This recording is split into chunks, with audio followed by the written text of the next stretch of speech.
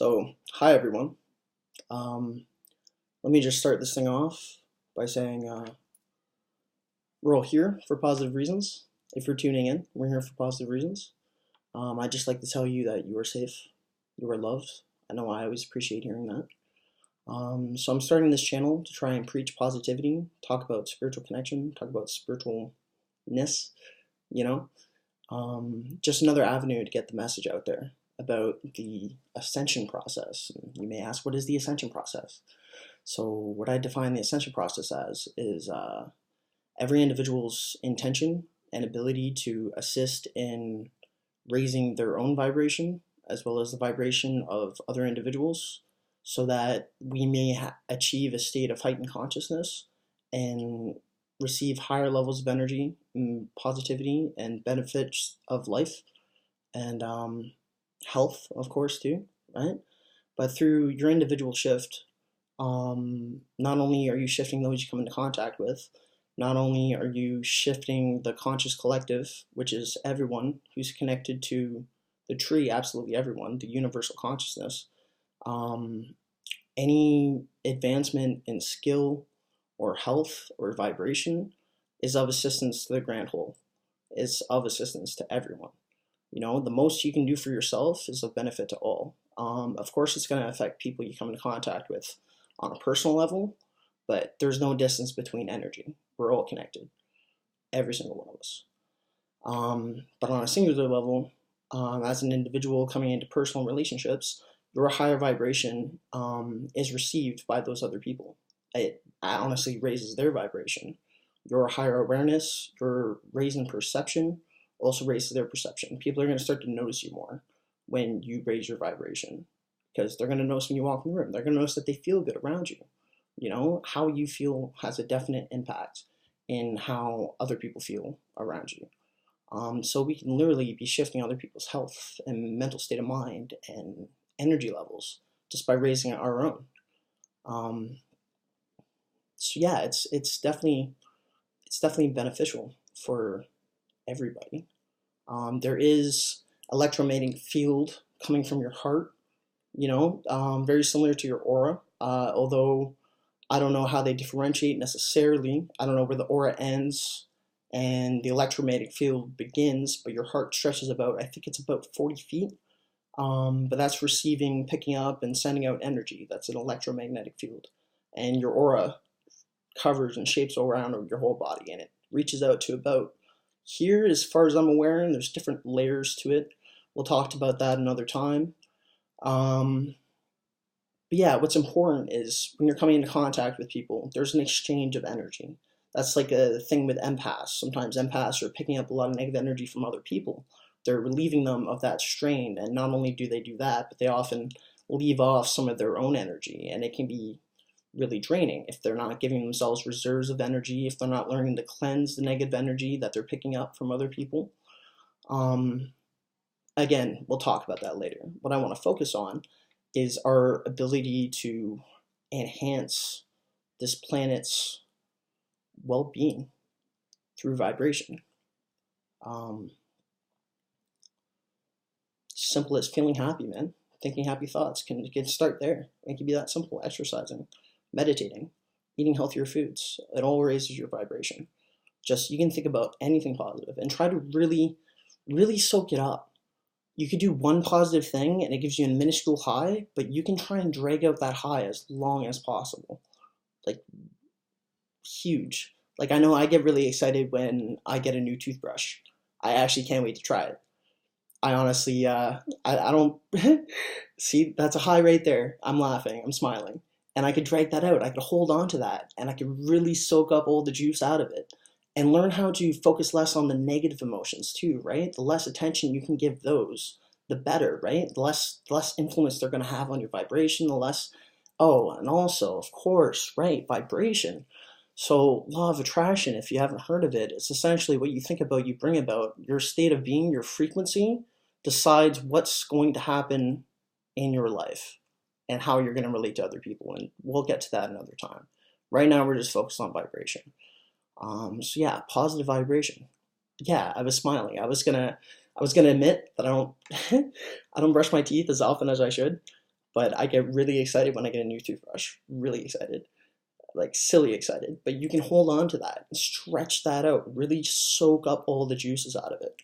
I remember once I had just moved into a room and I needed a spoon, and it was I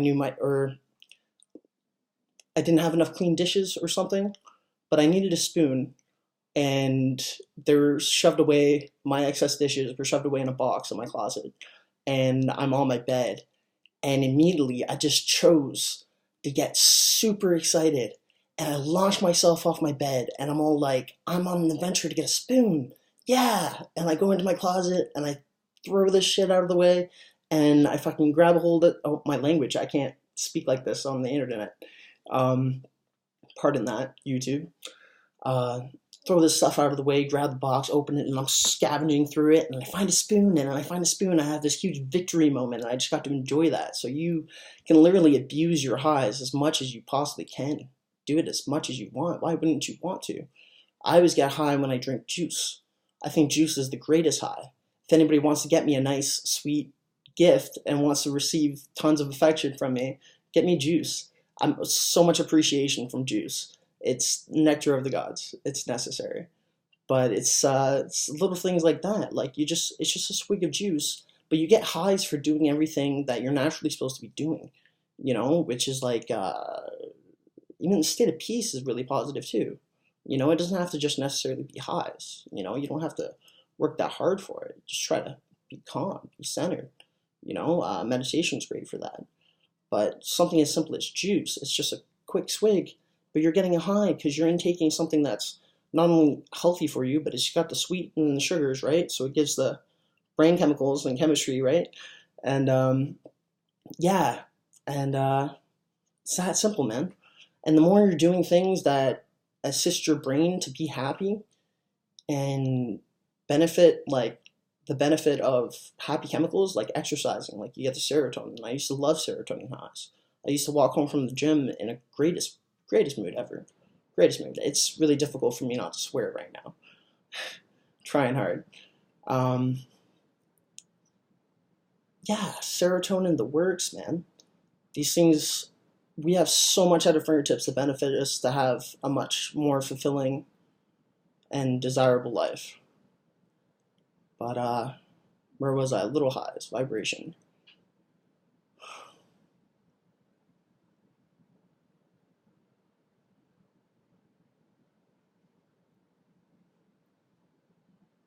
Oh, right. So something as simple as a gratitude rock. Gratitude rock is a great place to start. Amazing place to start. Amazing influence of law of attraction. Your frequency is going to attract. Albert Einstein stated, oh, what did he state? We're just going to save it for a law of attraction video instead. Yeah, no, you want anything in life, then you must match the frequency of it. And that's not philosophy, that's physics, right? Albert Einstein. Anybody who's really successful, they're in the know and they're aware of law of attraction. They're aware of your ability to manifest your reality. We're all conscious creators. That's why it's so important to take care of your head space, take care of your emotional space, take care of your vibration of energy, take care of your head space. That's your input and output, man. Take care of your environment.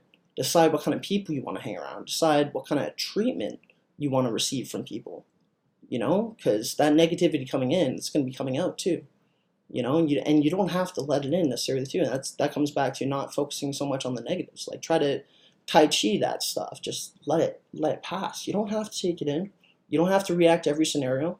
You can just be at a moot point until you're in a position where you're ready to feel happier emotions. You can be level. You don't have to react stressed out. Nobody can make you angry. Nobody can make you upset. No one can make you sad. It's what you do with the information that's given to you. It's what you do with the influence that's given to you, and what you tell yourself after. That decides your mood. You're essentially, nobody really wants to hear this, but you're in complete control over how you feel. And I know there's influences like you already have brain chemistry. Some people have anxiety and depression, and it goes deeper and it reaches into your subconscious. There may be some necessary work to do in unraveling your own psychology, as well as it may very well just be um, a lack of production of dopamine in your brain, right? Maybe you're naturally inclined to be and feel depressed, but there's opportunities and avenues where you could be fighting depression on all fronts. Shouldn't even necessarily have to be a fight, because you just could be winning. That's not fair for me to say. I don't mean it that cut and dry, but I just mean like you could be assisting yourself. You could be happier. There's several avenues that we could be trying and assisting and trying to take. All I'm saying is, why not try and fight it on all fronts? I know it's hard to find the energy when you're depressed. It's really hard to find the motivation. There's not much you necessarily want to do. It's not easy for you to come into contact with people. You may want people around, but not necessarily want them around. But I just want to say I believe in you. I love you. And baby steps until we make it. I'm here with you, doing it with you, man. And yeah, anyone ever needs to talk about anything in that regard, anything to do with how they're feeling, if they're in a low, if they need an uplift, they need somebody to talk to. I'd like to say I'm a little intelligent when it comes to psychology, man. I've worked my own psychology my whole life. I got lots of tips and tricks, like gear pieces I don't use anymore. Might help you out, man, but it never hurts to have someone to talk to. But like most of all, what I'm trying to say is I understand. I get it. It's not a fun time. I'm more than happy to be there for you with it, through it. I could be a silent helper, just be there for you. And that's something that's really important too, is holding space. The idea of holding space. You may not understand what somebody's going through, but you never necessarily understand somebody's going through. But holding space is about sitting there, present, non-judgmental, and being there for them and holding unconditional love for them. And sometimes just not always trying to fix it, just being there for them, just honoring their spirit, and allowing them to go through the changes they need to go through in their current path without having a judgment or over observation on it, and just being there. But to get back on track, sometimes I spend some time talking to a variety of people.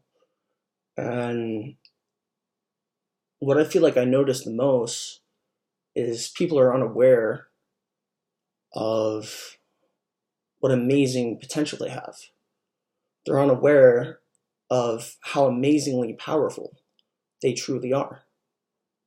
They're unaware of the understanding that they are conscious creators of this world, and every single one of them is having influence and a say in how things are taking place in this world, and influence of how this world is not overlapping. What word am I looking for? Unraveling, let's say. We all have influence on the grander universal consciousness, and we're all connected. We all get a vote, and you can choose your vote more accurately simply by raising your frequency, by raising your vibration, by making that conscious effort to feel happier, to live healthier, to be kinder to others, to be non-judgmental, to be loving, come from a place of gratitude. Speaking of gratitude, I never finished talking about a gratitude rock. So look at it in any which way you want. Look at it in law of attraction, whatever, right? But what you think about, you bring about. That positive state and frequency is going to attract more of the same, right? And if you're not buying into that, should probably explain the rock first. So you take a rock, any rock, take a special rock, any rock, you can pick any of them. I always like to find a rock that looks pretty, has more meaningful to me. I always love picking out rocks for other people. That's a great idea too. It's picking out rocks for other people and giving them this gift and explaining how it works, and you just change a life. But you take a rock, any rock, and you put it in your pocket. And anytime you think about it, pull it out of your pocket at night, put it in your pocket in the morning, or maybe it's in your back pocket and you sit on it, or it's in your front pocket and you notice when you pull your wallet out or whatever. Anytime you think of it, anytime you see it, think about something to be grateful for. And in doing that, not only are you training your brain and practicing focusing on positive thoughts and grateful thoughts, but you're getting a high out of it. By holding that state of gratitude, you're getting a chemical high in your brain. It's a release of dopamine. It's an achievement. You're getting a high in your brain. And in doing so, you're adapting your brain to be more, how do I say this? What am I trying to say? You're influencing your brain to be more used to producing that chemical. Your brain gets used to it. It's no different than drugs. You get used to drugs, it becomes part of your brain chemistry, and then you can't live without them, essentially. Sometimes that happens, right? But what I'm trying to say, I don't know deep down the science of it, but I know you believe this to be true, is practicing that brain chemical interaction makes it more likely for that to take place. The more you do it, the more your brain is used to that. The more, not influence, the more essential that is to your brain chemistry.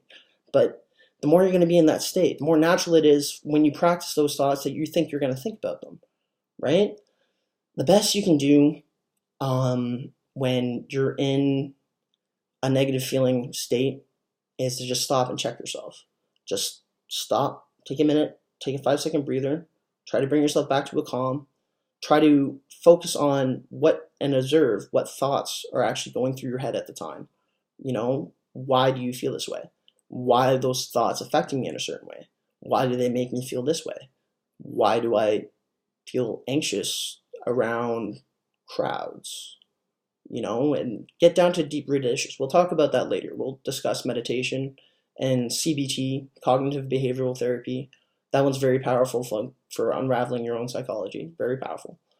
Yeah, I'm kind of all over the place here. What I'm really trying to say is essentially we are all incredibly powerful. I don't think anyone is told that, but we have a great influence on this planet. For example, I was talking universal consciousness. How I view it is almost like, if you can imagine, almost like an oral, not oral, I'm saying oral as in aura, but with an L. We're going to pretend that's an actual word if it's not. But almost like an ethereal, that's what we'll say. An ethereal connection coming from a stream from the top of your head, coming up into a massive, massive bubble. And I want to call that, if you can picture it in your head, universal consciousness. Now imagine millions, billions of other streams all connecting several other individuals. All of your thoughts, and very possible the state of energy that you're in. I'd rather relate that to the tree, but it might be one and the same. The state of energy that you're in is being received by this massive bubble. And I'm sure you've experienced it before, where you say something that your friend was just about to say, or you were just about to say something, and then your friend says it.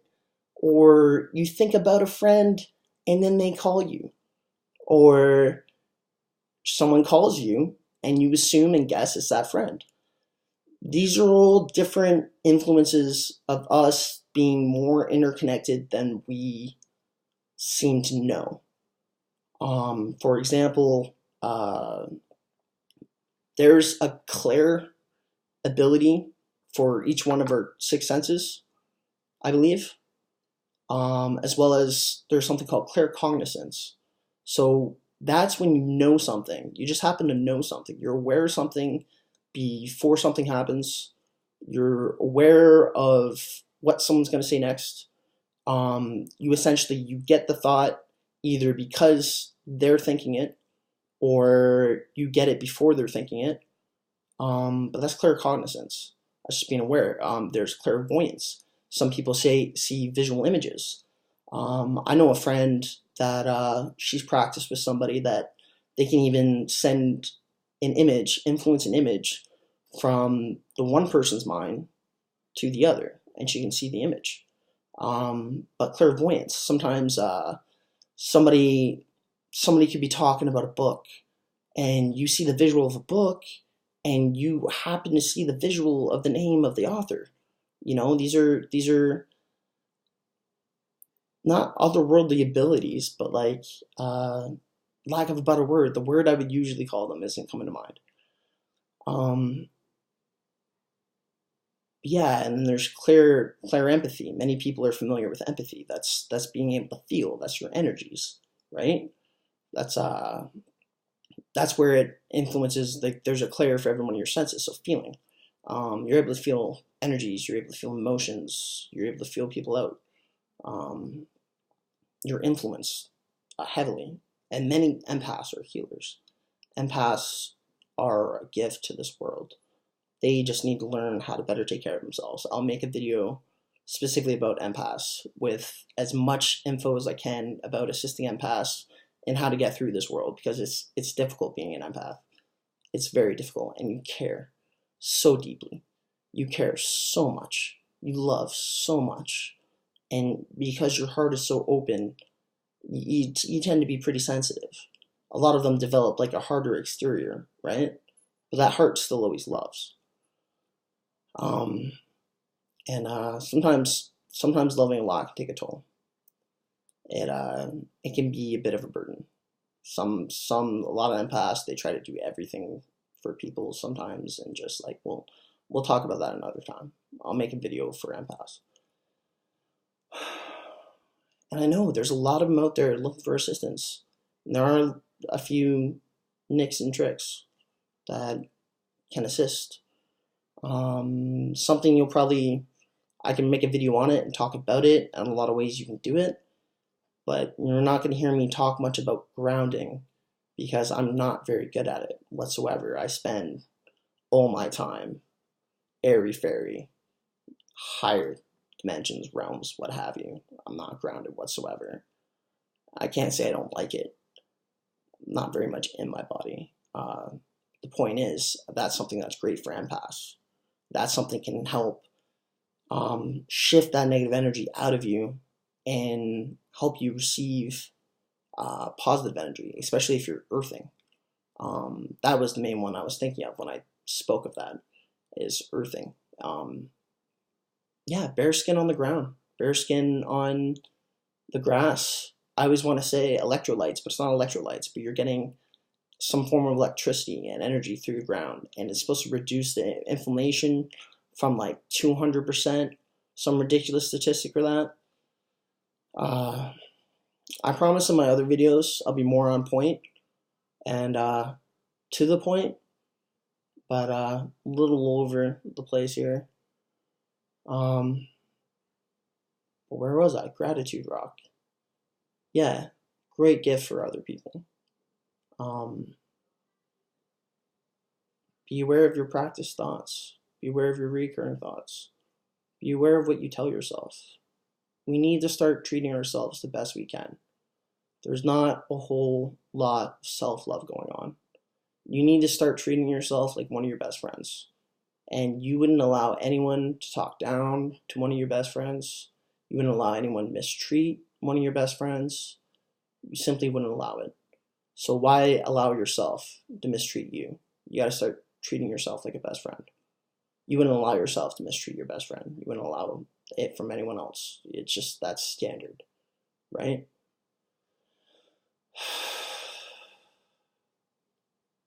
We need to start treating ourselves a lot better, because we deserve it. We're worthy. We have a right to be here. We have a right to be loved. We have a right to be fulfilled. We have a right to be happy. We're all conscious heart warriors, or at least we deserve to be. What a greater gift could there be than being a conscious heart warrior? An individual who's willing to fight for the shift, for the benefit of other people. And it's okay to fight for the benefit of yourself, because that's still love. You gotta love yourself as much as you can. I notice it helps me to love myself if I try to take in what I try to give to other people, or what I give to other people. If I view and understand that these other people that I love so much are also a reflection of me, that in full knowledge we are all essentially one from the same source, then these people that I'm coming into contact with, which are essentially, if you want to look at it that way, other versions of me, and these are all just theories. There's nothing I apply to my brain, to reality, I say is right and wrong. There's nothing I apply 100%. I try to give everything credit of about 90%, try to consider it all. But this is just one theory. But here you are having a reflection of you, another part of the grand whole, another extension of the grand whole. And yes, the love that you want to give them, you deserve. All the things you admire and appreciate that about them are reflections of you. Try to understand that you deserve the love that you're so desperately trying to give to everyone else. I once allowed myself to view myself in a really positive light, because at the time I had a very deep love for the universe and all things, and understanding that a single rock, that the entire universe is essentially within that rock, that it's all reflective, and that I'm no different than that rock. And it allowed me to love myself on a deeper level. Just appreciation. It's hard to look at yourself and appreciate. We're definitely our worst critics. Let's not talk about that, because that's not very positive. So to wrap this whole thing up, universal consciousness.